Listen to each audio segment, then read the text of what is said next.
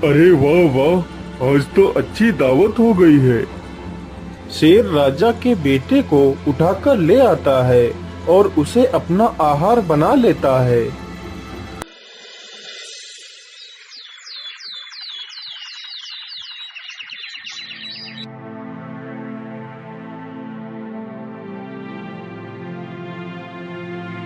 हाय हाय, मेरा बेटा कहाँ गया? मेरे बेटे को कोई चुरा कर ले गया है। महाराज, मेरे बेटे को ढूंढ लाइए, नहीं तो मैं भी अपने प्राण त्याग दूंगी। लेकिन महारानी जी, आखिर इस महल से बच्चे को कोई चुराकर कैसे ले जा सकता है? महाराज, मैं कुछ नहीं जानती, बस मुझे मेरा बच्चा लौटा दीजिए। ठीक है महारानी जी, आप शांत हो जाइए। सैनिकों, तुम लोगों के रहते हुए हमारा बच्चा गायब कैसे हो गया? जाओ और मेरे बच्चे को ढूंढ कर लाओ, नहीं तो तुम सबको फांसी पर चढ़ा दूंगा। फिर सारे सैनिक राज्य में घूम घूम कर सभी से पूछने लगते हैं। अरे घनश्याम भाई, राजा साहब का बच्चा तो कहीं नहीं मिला है। यदि वापस महल चलोगे तो राजा हमें फांसी पर अवश्य चढ़ा देगा। चलो कहीं दूसरे शहर भाग चलते हैं। यदि हम सही सलामत रहेंगे तो पैसे कहीं भी कमा सकते हैं। इतना सोचकर वह दोनों वहां से चले जाते हैं।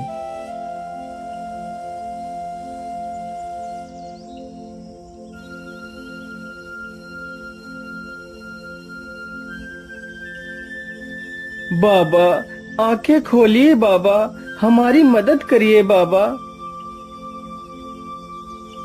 क्या बात है बेटा, कौन हो तुम और तुम्हें क्या मदद चाहिए?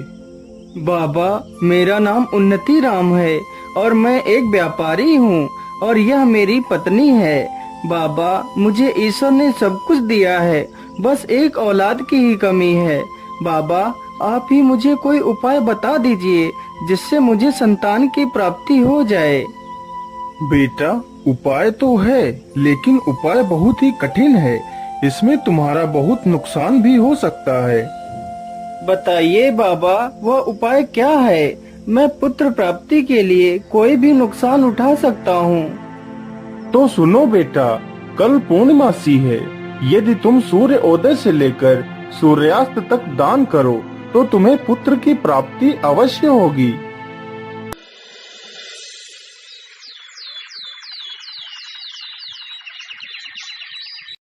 अगले ही दिन सुबह होते ही व्यापारी दान करने लगता है। दान करते करते उसे पूरा दिन गुजर जाता है और उसका सारा धन सूर्यास्त से पहले ही समाप्त हो जाता है। अरे मालिक, इस गरीब को भी कुछ दे दीजिए मालिक। बोलिए बाबा, आपको क्या चाहिए? मालिक, मैं बेसहारा हूँ और इधर उधर की ठोकरें खाता हुआ घूम रहा हूँ मालिक। मेरे पास रहने के लिए घर तक नहीं है। यदि आप मुझे अपना यह घर दे दें तो आपकी बहुत कृपा होगी मुझ पर। ठीक है बाबा, जाइए, मैंने आपको यह घर दे दिया। मालिक, मैंने 4 दिनों से कुछ भी नहीं खाया है मालिक, और ना ही मेरे बीवी बच्चों ने कुछ खाया है। जैसे ही मुझे आपके बारे में पता चला, मैं दौड़कर आपके पास आ गया मालिक। यदि आप मुझे 10 सोने की मुद्राएं दे दें तो मैं अपने परिवार का पेट कुछ दिनों के लिए पाल सकता हूँ। हे भगवान, अब मैं क्या करूँ? आखिर इसे 10 सोने की मुद्राएं कैसे दूं, जबकि मेरे पास तो कुछ भी नहीं बचा है। क्या करूं भगवान? क्या सोच रहे हैं मालिक? क्या आप मेरी मदद नहीं करेंगे मालिक? नहीं नहीं, मैं तुम्हारी मदद अवश्य करूंगा। चलो मेरे साथ, मैं तुम्हें स्वर्ण मुद्राएं देता हूँ।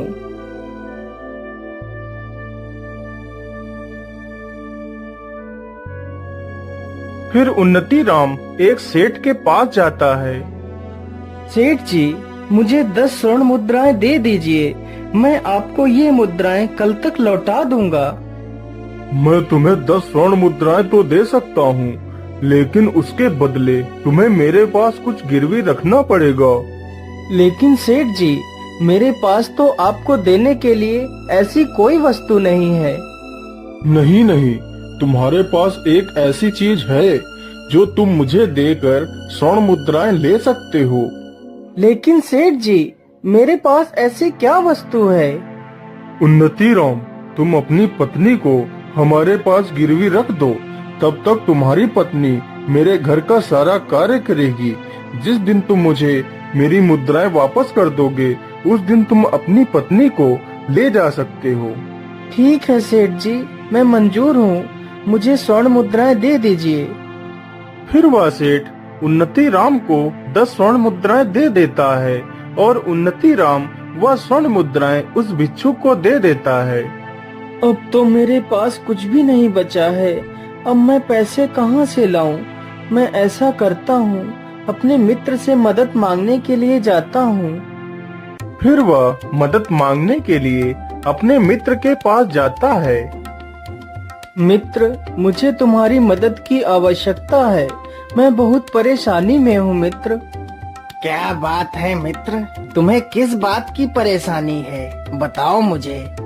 फिर उन्नति राम अपने मित्र को पूरी कहानी सुनाता है। अब मैं क्या करूं मित्र, तुम ही मेरी आखिरी उम्मीद हो, मेरी मदद करो मित्र। लेकिन मित्र, मैं तुम्हारी मदद नहीं कर सकता।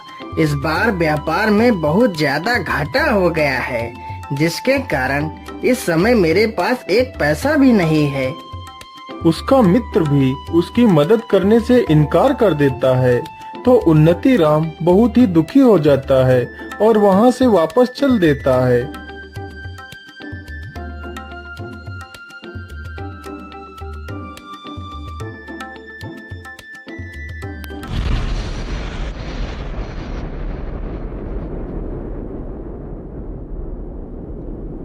मुझे लगता है बहुत जोर का तूफान आने वाला है। हे भगवान, यह तो बहुत जोर की बारिश आ गई। अब क्या करूं? चलो इसी पेड़ के नीचे बैठ जाता हूं, कुछ तो इस बारिश से बच पाऊंगा। उन्नति राम पूरी रात उसी पेड़ के नीचे बैठा रहता है।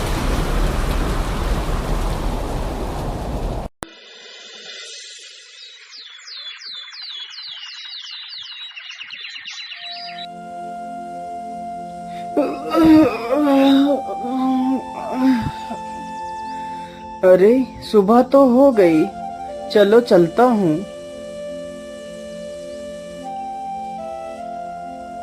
उन्नति राम चलते चलते बहुत थक जाता है और उसे बहुत जोर की प्यास भी लगती है। अरे मैं तो चलते चलते बहुत थक गया हूँ और मुझे बहुत जोर की प्यास भी लगी है। मुझे लगता है वहाँ पर कोई कुआं है, चलो चलकर देखता हूँ। उन्नति राम कुएं के पास जाता है। उसी कुएं में रात के भयानक तूफान में फंसकर एक शेर और एक बंदर तथा सर्प और एक सोनार उसी कुएं में गिर जाते हैं। उन्नति राम जैसे ही अपना घड़ा डालता है, तभी शेर रस्सी को पकड़ लेता है। कौन है? कुएं के अंदर कौन है? किसने मेरे घड़े को पकड़ लिया है? छोड़ दो मेरा घड़ा। अरे मुसाफिर, मैं एक शेर हूँ। मैं रात के तूफान में इस कुएं में गिर गया था। यदि तुम मुझे बाहर निकाल लो तो तुम मुझसे जो भी मांगोगे मैं तुम्हें दे दूंगा। अरे नहीं नहीं शेर भाई, मैं तुम्हें बाहर नहीं निकाल सकता। कहीं तुम बाहर आकर मुझे खा गए तो? नहीं नहीं मुसाफिर, मैं तुम्हें खाऊंगा नहीं। कृपया कर मुझे इस कुएं से बाहर निकाल लीजिए। फिर उन्नति राम उस शेर को बाहर निकाल लेता है। हे मुसाफिर, मेरी जान बचाने के लिए मैं तुम्हारा बहुत बहुत धन्यवाद करता हूँ। मैं यहीं पास की गुफा में ही रहता हूँ। यदि तुम्हें कभी भी किसी प्रकार की मदद की आवश्यकता हो तो मेरे पास अवश्य आना। इतना कहकर शेर वहाँ से चला जाता है। उन्नति राम फिर से अपना पानी का घड़ा कुएं में लटकाता है तो इस बार सर्प रस्सी को पकड़ लेता है। अरे अरे, कौन है कुएं के अंदर जिसने मेरा फिर से घड़ा पकड़ लिया है? हे मुसाफिर, मैं एक सर्प हूँ और मैं इस कुएं में आज रात को गिर गया था। कृपा कर मुझे इस कुएं से बाहर निकाल लीजिए। तुम मुझसे जो भी कहोगे मैं वही करूँगा। फिर उन्नति राम उस सर्प को भी कुएं से बाहर निकाल लेता है। हे नेक दिल इंसान, तुमने मेरी जान बचाई है, इसलिए तुम मुझे कभी भी कहीं भी मदद के लिए पुकारना तो मैं दौड़ा चला आऊंगा। इतना कहकर वह सर्प भी वहां से चला जाता है। इसी प्रकार उन्नति राम उस बंदर को भी बाहर निकालता है। मुसाफिर, तुमने मेरी जान बचाई है। मैं आपका ये एहसान कभी नहीं चुका सकता। तुम्हें जब भी मेरी मदद की आवश्यकता पड़े तो मेरे पास आ जाना, मैं आपकी मदद अवश्य करूंगा। लेकिन मेरी बात याद रखना, इस कुएं में एक सोनार गिरा हुआ पड़ा है, तुम उसे बाहर मत निकालना, वह बहुत ही दुष्ट तथा कपटी है। उन्नति राम जैसे ही अपना घड़ा कुएं में लटकाता है तभी वह सोनार घड़े को पकड़ लेता है। अरे बड़े भाई, मुझे इस कुएं से बाहर निकाल लो, मैं बहुत परेशानी में हूँ। यदि तुम मुझे बाहर निकाल लोगे तो मैं तुम्हें सोने चांदी से तौल दूंगा। सोनार की यह बात सुनते ही उन्नति राम सोच में पड़ जाता है। मुझे पैसों की तो आवश्यकता है ही, क्यों न मैं इसे बाहर निकाल लूं, तो मेरी सारी समस्याओं का समाधान हो जाएगा। ठीक है, आप परेशान मत होइए, मैं अभी आपको बाहर निकाल लेता हूँ। फिर उन्नति राम सोनार को बाहर निकाल लेता है। अरे मूर्ख मुसाफिर, तूने उन दुष्ट जानवरों को पहले बचाया और मुझे बाद में, लेकिन फिर भी मैं तुझसे बहुत प्रसन्न हूँ। तुझे जब भी मेरी मदद की आवश्यकता पड़े तो मेरे पास आ जाना, मैं संभल नगरी में रहता हूँ। इतना बोलकर वह सोनार भी वहां से चला जाता है। फिर उन्नति राम उस कुएं से पानी निकालता है और पी लेता है। अब तो मेरी प्यास बुझ गई है। चलो ऐसा करता हूँ, पहले मैं मदद के लिए उस शेर के पास चलता हूँ, देखता हूँ आखिर वह शेर मेरी क्या मदद कर पाता है। मेरे मित्र ने तो मेरी मदद नहीं की, चलो इस शेर से ही देख लेता हूँ। इतना बोलकर उन्नति राम वहां से चल पड़ता है।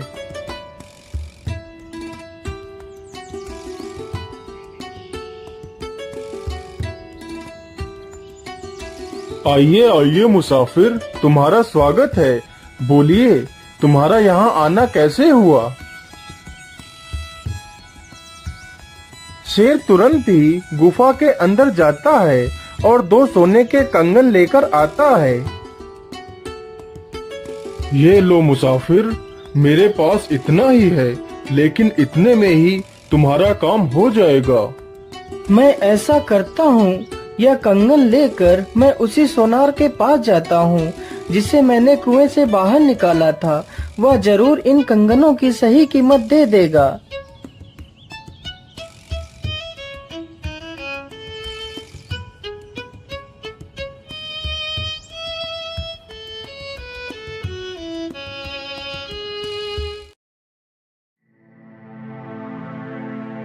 अरे बोलिए भाई, तुम्हारा यहाँ आना कैसे हुआ? अरे भाई, मैं ये कंगन बेचने के लिए आया हूँ। फिर वह सोनार उन कंगनों को ध्यान से देखता है। अरे ये कंगन तो राजा के पुत्र के हैं, जो पुत्र कुछ दिन पहले ही चोरी हो गया था। तो इसका मतलब राजकुमार को तुमने ही चुराया है। नहीं सोनार भाई, मैं चोर नहीं हूँ। यह कंगन तो मुझे उस शेर ने दिए हैं जिसकी मैंने कुएं से जान बचाई थी। तुम झूठ बोल रहे हो। चलो राजा के पास, वहीं पर फैसला होगा।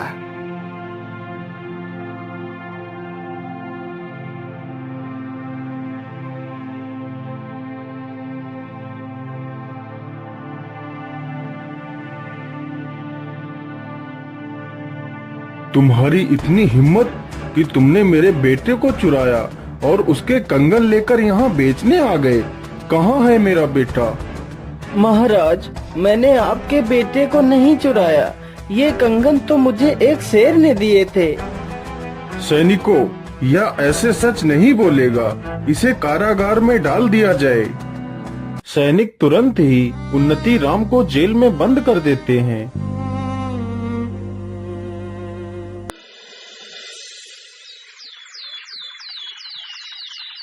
हे भगवान, ये कैसी मुसीबत में फंस गया हूँ।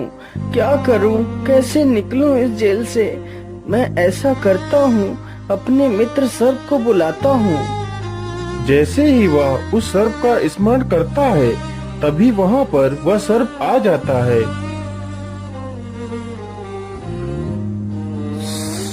बोलिए मित्र, मुझे तुमने यहाँ क्यों बुलाया है और तुम्हें इस कारागार में किसने बंद किया है? फिर उन्नति राम उस सर्प को सारी घटना के बारे में बताता है।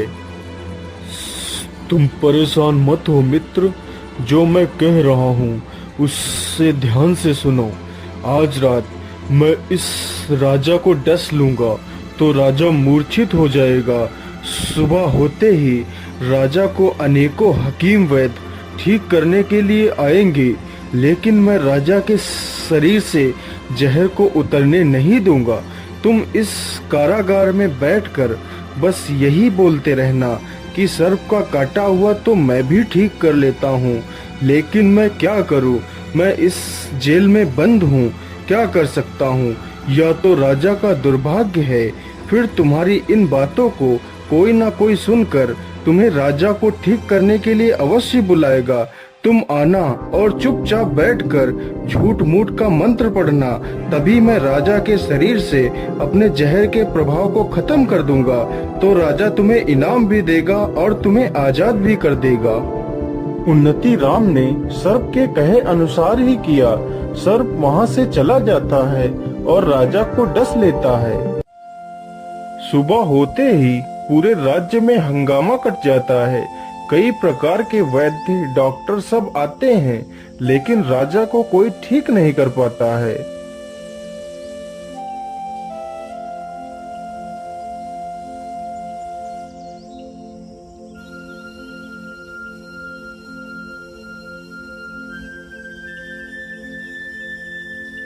क्या बताऊं, मुझे तो राजा ने इस काल कोठरी में बंद कर रखा है। नहीं तो सांप का काटा हुआ मैं 2 मंत्र फूंकते ही ठीक कर देता हूँ, लेकिन क्या करूँ? यह तो राजा का दुर्भाग्य है कि मैं इस जेल में बंद हूँ। उन्नति राम की ये सारी बातें रानी की दासी सुन लेती है। महारानी जी, राजा साहब ने जिसे जेल में बंद कर रखा है, वह सर्प का काटा हुआ ठीक कर लेता है। मैंने अपने कानों से सुना है। सैनिकों, जाओ और उस कैदी को मेरे पास लेकर आओ। महारानी जी, क्या बात है? आपने हमें क्यों बुलाया है? मैंने तुम्हारे बारे में सुना है कि तुम सर्प से डसे हुए इंसान को ठीक कर लेते हो। हाँ महारानी जी, मैं ठीक कर लेता हूँ। मैं तुमसे प्रार्थना करती हूँ, तुम मेरे पति को बचा लो। मैं तुम्हें अपना आधा राज्य दे दूंगी और तुम्हें आजाद भी कर दूंगी। मैं तुम्हें वचन देती हूँ, कृपया जल्दी से महाराज को ठीक कर दीजिए। मेरी आखिरी उम्मीद तुम्ही से है। महारानी जी, आप परेशान मत होइए, मैं अभी राजा साहब को ठीक कर देता हूँ। फिर उन्नति राम अपनी आंखें बंद करता है और झूठ मूठ का मंत्र पढ़ने लगता है। तभी सर्प राजा के शरीर से अपने विष के प्रभाव को खत्म कर देता है। अरे, इस चोर को बाहर किसने आने दिया? महाराज, यह कोई चोर नहीं है, इसने तो आपकी जान बचाई है। फिर महारानी राजा को सारी घटना के बारे में बताती है और उन्नति राम को अपना आधा राज्य दे देती है।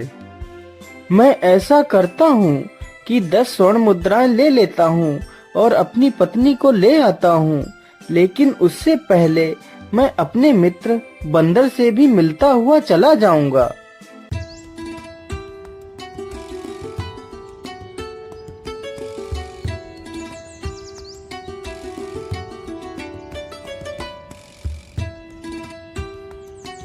आइए मित्र, तुम्हारा स्वागत है। बड़े दिनों के बाद आए हो मित्र। मैं तो तुम्हारी ही प्रतीक्षा कर रहा था। बोलो मित्र, तुम्हें क्या चाहिए? मित्र, मुझे कुछ नहीं चाहिए, बस मेरा मन किया तो मैं तुमसे मिलने चला आया। अरे मित्र, तुमने मेरा जीवन बचाया था, इसलिए मैं तुमसे बहुत खुश हूँ और मैं तुम्हें कुछ देना भी चाहता हूँ।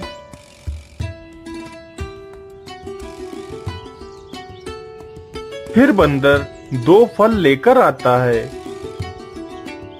ये लो मित्र, ये इच्छा पूर्ति फल है जो मुझे भगवान शिव ने दिए थे। इस फल से तुम अपनी इच्छा बताकर जिसे भी खिला दोगे तो तुम्हारी इच्छा पूरी हो जाएगी। ये सुनकर उन्नति राम बहुत प्रसन्न हो जाता है और फल लेकर वहाँ से सीधे सेठ के पास पहुँच जाता है।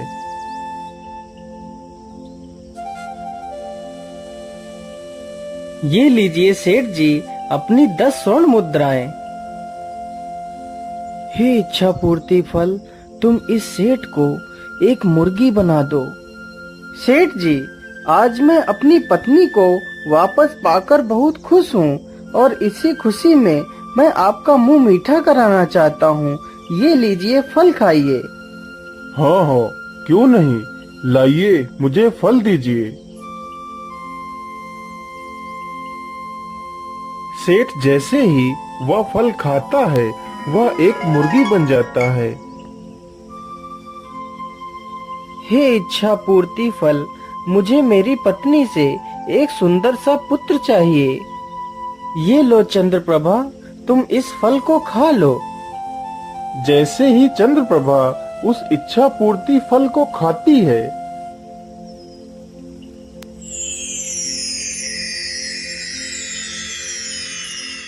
बच्चा मिलने के बाद वह दोनों बहुत ही प्रसन्न होते हैं और अपने राज्य की ओर लौट जाते हैं। अरे हरामखोर मुर्गे, मैं मुर्गी नहीं हूँ, मैं सेठ हूँ, मुझे छोड़ दे।